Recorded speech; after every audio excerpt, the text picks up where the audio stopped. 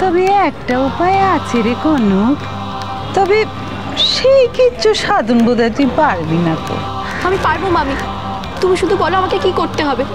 এরকম কিছু আগে জানলে মাকে বলতাম। বলো, কুয়োয় ঝাঁপ দিতে হবে। এই শিবরাত্রিতে ব্রত পালন করতে হবে কেনে? শিবের মাথায় 4 প্রহর জল দিয়ে তারপরে গঙ্গা স্নান করে বামন ভোজন করিয়ে চন্নামৃত পান করে তারপরে ব্রত উদযাপন করতে হবে। এই ব্রতটা নিয়ম মতন পালন করলে শিব ঠাকুরের কাছে যা চাইবি তাই পাবি। তবে কোনো কারণে ব্রত ভাঙলে ঘোর অমঙ্গল হবে রে মা।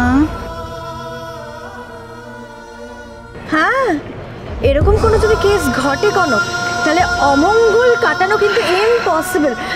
মানে কি যেন বলে, ওই দুঃসাধ্য কনক, এটা কিন্তু মাথায় ঢুকিয়ে নে। যদি সুখ চাস তাহলে এটুকু কষ্ট তোকে করতেই হবে রে কনক। আমি শুধু আমার স্বামীর মঙ্গল চাই মামি, ওর জন্য এই ব্রত আমি নিষ্ঠা ভরে পালন করব।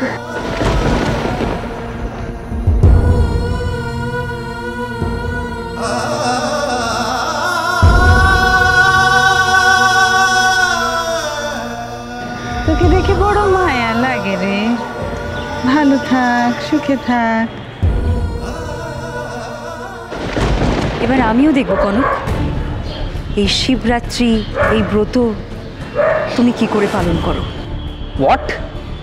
তুই এই সমস্ত ব্রত কবে থেকে মানিস?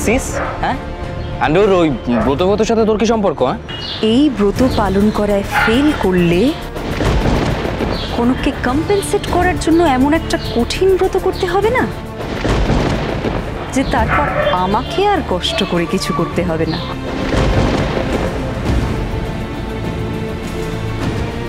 এমনি এমনি কনক চিরদিনের মতো শেষ হয়ে যাবে।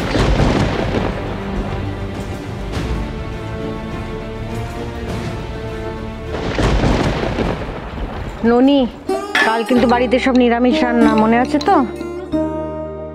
আচ্ছা বড় বৌদি, এই বাড়িতে আমি এত বছর আছি, এবারে নিয়মকানুন আমি জানি না বলো?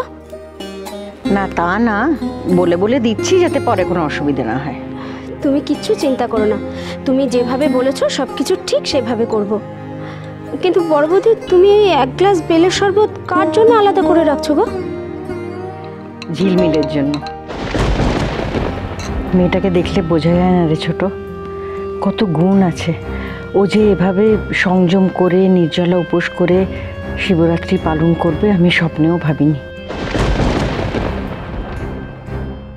ননি, এটাকে জায়গা মতন রাখ, ঝিলমিল এলে দিয়ে দিবি।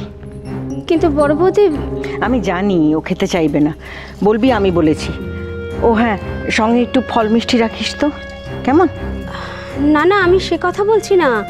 আমি বলছি যে বৌরানী আর অলিও তো উপোস করেছে, ওদের জন্য না হয় আলাদা করে। অলি আবার কবে বেলের শরবত খায়? তাছাড়াও বলেছে যে শিবের মাথায় জল ঢেলে যা খাবার খাবে। আর কনকের কথাটা অবশ্য আমি জানি না। বড় বৌদি, ছোট মুখে বড় কথা হয়ে যাবে, তবু বলছি, তুমি তো সবার জন্যই আলাদা করে বেলের শরবত রাখতে পারতে। যে খেত খেত, যে না খেত না খেত। কি মুশকিল, কনক তো নিজে মুখে বলেছে। মানে ঝিলমিল যেটা বললো তাতে বুঝলাম যে কনক প্রতি বছর ঘটা করে উপোস করে, কিন্তু শেষমেশ খিদের জ্বালায় উপোসটাকে ভেঙে ফেলে।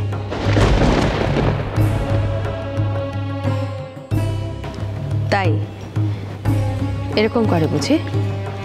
হ্যাঁ, ঝিলমিল তো তাই বলছিল। তুমি আজকাল ঝিলমিলের কথা খুব শুনছো না দিদিভাই?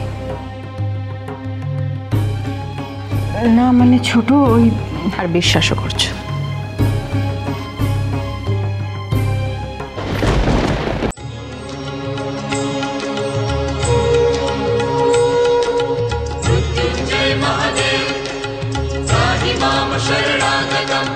जन्म मृत्यु जरा व्याधि पीडितं कर्मबन्धनैः मृत्युञ्जय महादेव त्राहि मां शरणागतम् जन्म मृत्यु जरा व्याधि पीडितं कर्मबन्धनैः मृत्युञ्जय महादेव त्राहि मां शरणागतम् जन्म मृत्यु जरा व्याधि पीडितं कर्मबन्धनैः।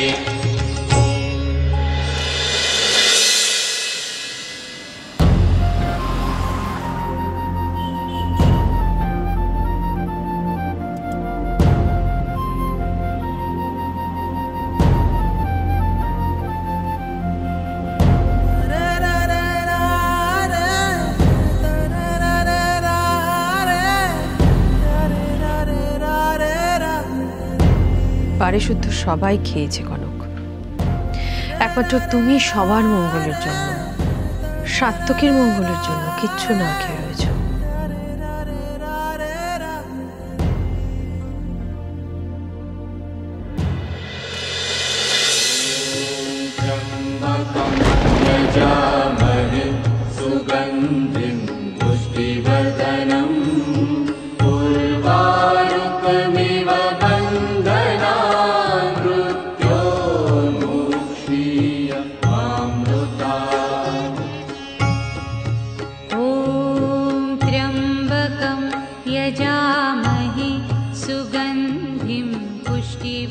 সবার ভালো করো ঠাকুর, সবাইকে খুশি রেখো, আর আমাকে মনের জোর দিও যাতে আমি সবাইকে ওকে ভালো রাখতে পারি। কাল থেকে কিছু না খেয়ে আছে মেয়েটা, আজ আবার সকালে জেদ করে খালি পায়ে হেঁটে মন্দিরে এলো। মন্দির থেকে বাড়ি এতটা রাস্তা আবার ফিরবে কি করে?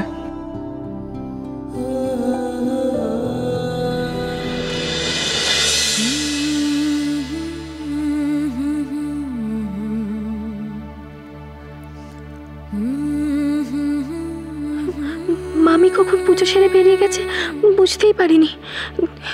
দিদি ভাই ওলি কাউকেই তো দেখছি না, কোথায় গেল সবাই?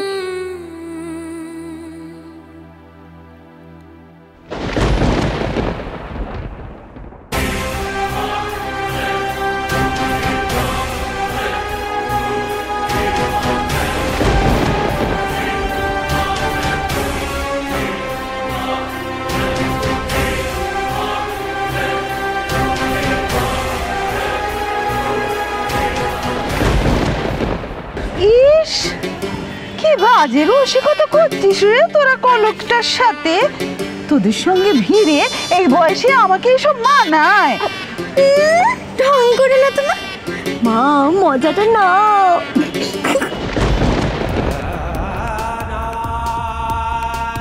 দিদি ভাই, ওলি,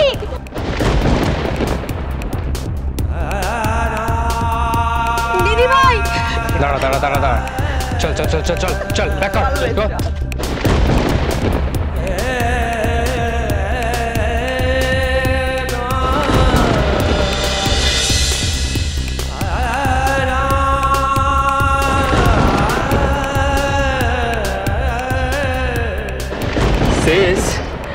বেচারে কিছু খাক চাই না খাক টেনশন খেয়ে গেছে, বুঝলি?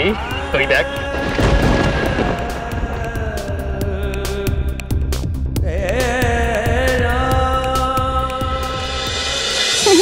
ব্রত পালন বেরিয়ে যাবে এবার। এই যে হ্যাঁ, যদি অজ্ঞান হয়ে পড়ে যায়? তুমি এত চাপ নিচ্ছ কেন বলো তো? আরে বাবা, আমাদের কাজ হচ্ছে ওটাকে চাপ দেওয়া। হ্যাঁ, কিন্তু তবুও যদি কোনো গন্ডগোল হয়? চুপ করো তো তুমি, মজা নিচ্ছ, মজাটা না ওলি।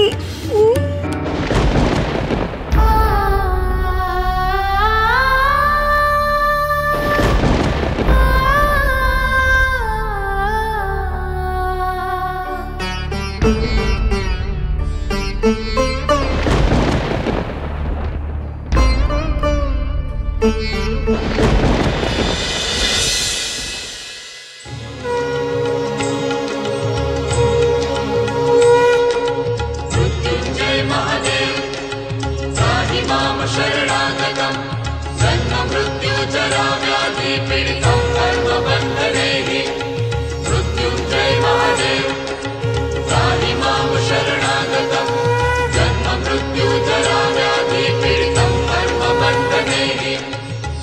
সাবধানে কেন? त्राहि मां शरणागतं जन्म मृत्यु जरा व्याधि पीडितं कर्मबन्धनैः সাত্তুকি,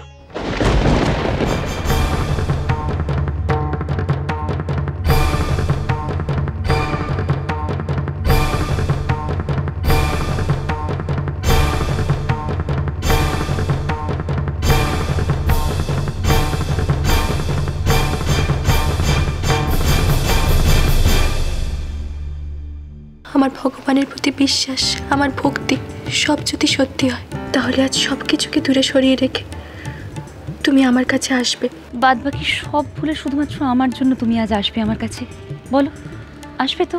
আর যদি তা না হয়, তাহলে আমি চিরকালের মতো তোমার আর তিস্তার জীবন থেকে সরে যাব।